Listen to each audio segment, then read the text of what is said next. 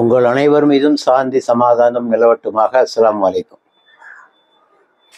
சில நாட்களுக்கு முன்னர் நம்முடைய இந்த ஜேஹெச் சென்னை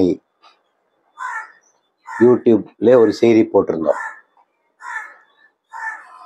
இஸ்லாம் மட்டும் ஜாதியை ஒழித்தது எப்படி? அதான் தலைப்பு. இஸ்லாம் மட்டும் ஜாதியை ஒழித்தது எப்படி? இதை பார்த்துவிட்டு ஒரு நேயர் நமக்கு ஒரு கமெண்ட் பின்னூட்டம் அளித்திருந்தார். அதில் அவர் சொல்றாரு, என்ன சார் இஸ்லாத்துல ஜாதி இல்லை, அது இல்லை, இதுன்னு பேசிட்டு இருக்கீங்க. ஜாதியை இந்தியாவில் அறிமுகப்படுத்தியதே முஸ்லீம்கள் தான். முகலாயர்கள் காலத்திற்கு பிறகுதான் இந்தியாவில் ஜாதி வந்ததே. எப்படி எப்படி ஒரு போட்டாலும் போட்டாலும் ஒரே போட போட்ட கொஞ்சம் கொஞ்சம் அப்படி இப்படி இல்லை, போட்டாலும் ஒரே போடு. நீங்க வந்த பிறகுதான் இந்தியாவில் ஜாதி வந்தது அப்படின்னு போடுறாரு. சரி, ஏதாவது ஆதாரம் தரணும்ல. அப்படி சொல்றவங்க பாருங்க, அதுக்கு முன்னால ஜாதி இல்லை, முகலாயர்கள் தான் அறிமுகப்படுத்தினாங்க அப்படின்னு சொல்றதுக்கு ஏதாவது ஒரு ஆதாரம் கொடுக்கணும்ல. நாங்கள்லாம் அந்த ஒரே நிகழ்த்தும் போது எவ்வளோ விஷயத்துக்கு எவ்வளோ ஆதாரங்கள் பக்கத்தோடு சொல்கிறோம்ல. அப்படியும் ஆதாரம் தர்றதில்லை. சும்மா போகிற போக்கில் 19ல் கொட்டத்தலையன் கொட்டையில் விழுந்தான் கதையா என்னத்தையா ஒன்று சொல்லிட்டு போகிறது. இப்போ நம்ம சில கேள்வி கேட்குறோம் அவங்ககிட்ட. முகலாயர் ஆட்சி எப்போது இருந்து துவங்குகிறது? 1526 முதல் பானிபட் யுத்தம். இப்ராஹிம் லோடிக்கும் பாபருக்கும் இடையே நடைபெற்ற முதல் போர். அதுதான் முகலாயர்கள் இந்தியாவில் நுழைந்த முதல் கட்டம். அந்த போர்ல பாபர் ஜெயித்தார். அதுலயும் பாருங்க, 2 முஸ்லீம்கள் தான் மோதிக்கிட்டாங்க. ஆக இது இனச்சண்டையோ மதச்சண்டையோ இல்லை, 2 முஸ்லீம்கள் பதவி போட்டி, வேற ஒண்ணும் இல்லை. அப்போ 1526 இருந்து முகலாயர் ஆட்சி ஆரம்பமாகிறது. இந்தியாவில் ஜாதி எவ்வளவு காலமா இருக்கு? அதுக்கு முன்னால இல்லையா? முகலாயர்கள் வந்த பிறகுதான் அது உருவாகியதா? இதுக்கெல்லாம் பதில் சொல்லணும் இல்லை. இப்போ இதே கருத்தை அவர் மட்டும் இல்லை, இன்னொரு ஆர்எஸ்எஸ்னுடைய முக்கியமான ஒரு தலைவர் விஹாய் சோனகர் சாஸ்திரி என்ற ஆர்எஸ்எஸ் எழுத்தாளர் ஒரு புத்தகத்துக்கு முன்னுரை எழுதுகின்ற போது இவ்வாறு சொல்லுகிறார். என்ன புத்தகம்னா 3 புத்தகம். ஹிந்து சரம்கார் ஜாதி, ஹிந்து கதைக் ஜாதி, ஹிந்து வால்மீகி ஜாதி. இந்த 3 புஸ்தகம், ஜாதியை பற்றி 3 புஸ்தகத்துல முன்னுரையில் சொல்றாரு, இஸ்லாத்தின் வருகைக்கு பின்னரே இந்தியாவில் தீண்டாமை வந்தது என்று ஆர்எஸ்எஸ்ஸின் 2ஆம் நிலை தலைவர் பையாசி ஜோஷி குறிப்பிடுகிறார். ஆக அந்த புஸ்தகத்தில் இருந்த ஒரு பேர் விஹாய் சோனகர் சாஸ்திரி, புஸ்தகத்தில் இருந்த ஒரு பேர். அதுக்கு முன்னுரை எழுதிய ஆர்எஸ்எஸ் தலைவர் பையாஸ் ஜோஷி குறிப்பிடுகிறார், இஸ்லாத்தின் வருகைக்கு பின்னர் தான் இந்தியாவில் தீண்டாமை வந்தது. இவரும் அதை சொல்றார். இவரும் எந்த ஆதாரம் தரல. எப்படி வந்துச்சுன்னு ஆதாரம் தரணும், ஆதாரம் தரல. ஆக இவங்கெல்லாம் போற போக்கில் சில செய்திகளை சொல்லிட்டு போறாங்க. இப்ப நம்ம சில கேள்விகள்லாம் கேட்கிறோம். ஜாதிக்கு எதிராக முதலாவதாக குரல் எழுப்பியவர் யார்? புத்தன் வாழ்ந்த காலம் என்ன? கிபி அல்ல, கிமு 6ஆம் நூற்றாண்டு. அதான் வேல்நாயகம் காலத்திலிருந்து 1000 வருஷத்துக்கு முன்னால பார்த்துக்கிடுங்க இல்லையா? அப்போ புத்தன் ஏன் அதை பேச வேண்டும்? வர்ணாசிர தர்மத்துக்கு எதிராக புத்தன் பேசினான். அதற்கு பின்னால் சமணம் அதை பற்றி பேசியது, அதுவும் கிமு 6ஆம் நூற்றாண்டு தான். இவங்கெல்லாம் அந்த வர்ணாசிர கொள்கைகளுக்கு எதிராக பேசியவர்கள். அப்போ ஜாதி இருக்க போய் தான் பேசினாங்க அவங்க. இஸ்லாம் அதிலிருந்து பல ஆண்டுகள் கழித்து வருகிறது. இவங்க பேசுறது கிமு 6ஆம் நூற்றாண்டு. இஸ்லாம் ஆரம்பித்தது கிபி 7ஆம் நூற்றாண்டு. பொருந்தி வருகிறதா அது? ஆக அப்பவே இருக்கு. சரி, அதை விட்டுருவோம். அடுத்த வாதம் வாங்க. ரிக்வேதத்திலே ஜாதியை பற்றி சொல்லியிருக்கு.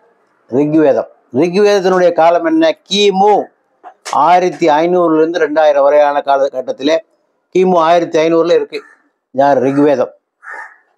அதுல இதை பத்தி சொல்லியிருக்கு.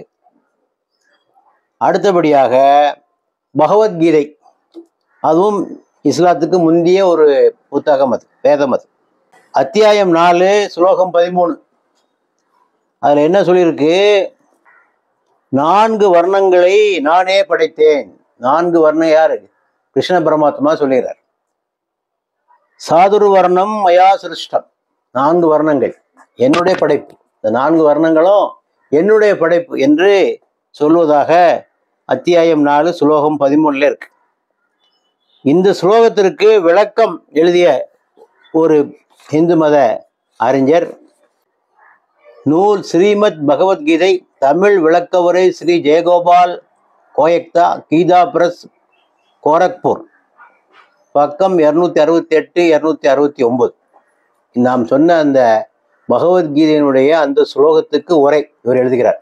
என்ன சொல்றார் அதுல? பிறப்பு செயல் இரண்டுமே வர்ண பிரிவுக்கு துணை நிற்பவைதான். ஒரு வர்ணத்தை அறிகிறதுக்கு ரெண்டு வழி இருக்கு. ஒன்று பிறப்பு, பிறப்பிலேயே அவன் தாழ்ந்த பிறக்கிறான். ரெண்டாவது அவனுடைய செயல். பிறப்பு செயல் இரண்டுமே வர்ண பிரிவிற்கு துணை நிற்பவைதான்.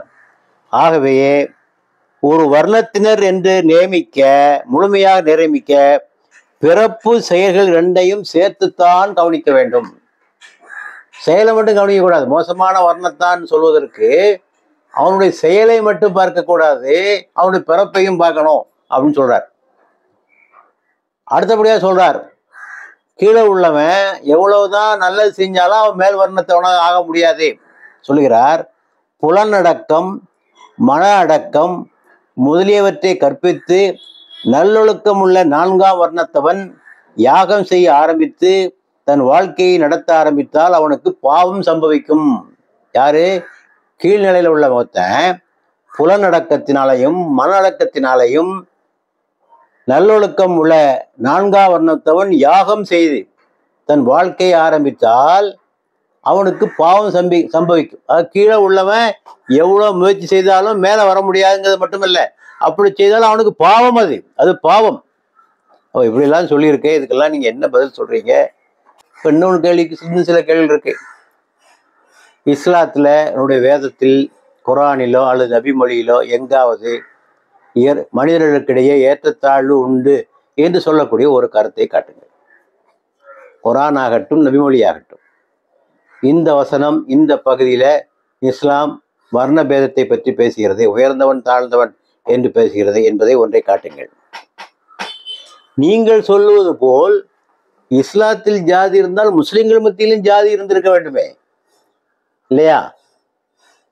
முஸ்லிம்கள் மத்தியில் ஜாதி இல்லையா? அது என்ன சரியா இந்துக்கள் மத்திய தள்ளி விட்டாங்களா ஜாதி? அங்க இவங்க ஜாதியை பின்பற்றல, அவங்க மட்டும் ஜாதி பின்பற்றினாங்களா? இது என்ன வாதம் இது?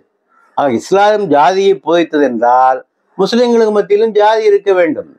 அப்துல் காதர் நாடார் இருக்க வேண்டும், அப்துல் குத்தூஸ் முதலியார் இருக்க வேண்டும். இல்லையே, அதையும் சொல்ல வேண்டும். சரி, இந்தியா வேண்டாம், உலகம் பூரா இஸ்லாம் பரவி இருக்கு, அங்கெல்லாம் ஜாதி இருக்கா? இஸ்லாம் பரவ நாடுல பூரா ஜாதி இருக்கா? இல்லையே. சரி, வரலாற்று ரீதியா வாங்க. உலக வரலாற்றை பற்றி ஆராய்ந்தவர்கள், எழுதியவர்கள் யாராவது ஒருவர் இஸ்லாம் ஜாதியை பரப்பியது, உண்டாக்கியது என்ற ஒரு கருத்தை யாராவது சொல்லியிருக்கிறாரா? ஒரு ஆள் சொல்லுங்க பார்ப்போம்.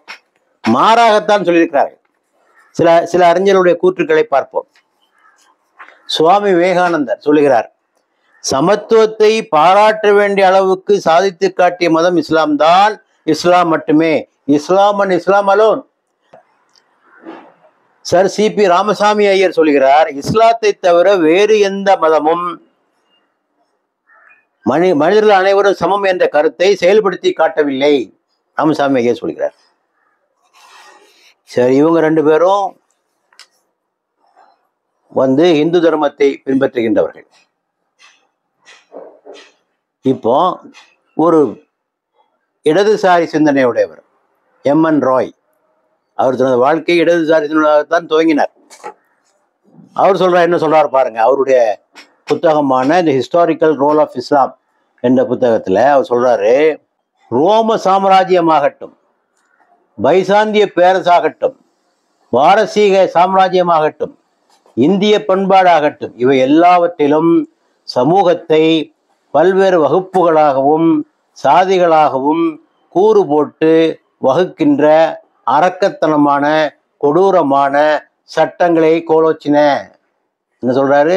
ரோமா இருந்தாலும் சரி, பைசாந்தியமா இருந்தாலும் சரி, பாரசீகமா இருந்தாலும் சரி, இந்தியாவாக இருந்தாலும் சரி, இங்கெல்லாம் ஜாதி இருந்தது. இவற்றோடு ஒப்பிடும்போது இஸ்லாம் இவை அனைத்திற்கும் நேர் எதிரே நின்றது.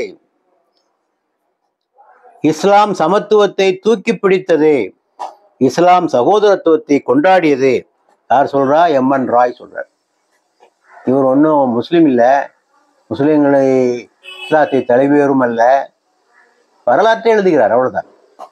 அதே மாதிரி உலக வரலாற்று ஆசிரியர் அர்னால்ட் டாயன்பி அவர் சொல்லுகிறார், முஸ்லிம்களுக்கிடையே இனபேதங்கள் தலையெடுக்க விடாமல் செய்ததே இஸ்லாத்தின் மகத்தான சாதனை. ஆக முஸ்லிம்களுக்கிடையே இனவெறியை உண்டாக்காமல் செய்ததுதான் இஸ்லாத்தினுடைய மகத்தான சாதனை என்று அவர் சொல்லுகிறார். ஆக இப்படி உலகத்துல தோன்றிய இன்னும் நிறைய சொல்ல முடியும், என்னால போதுங்காது நிறுத்துகிறேன் இதோட.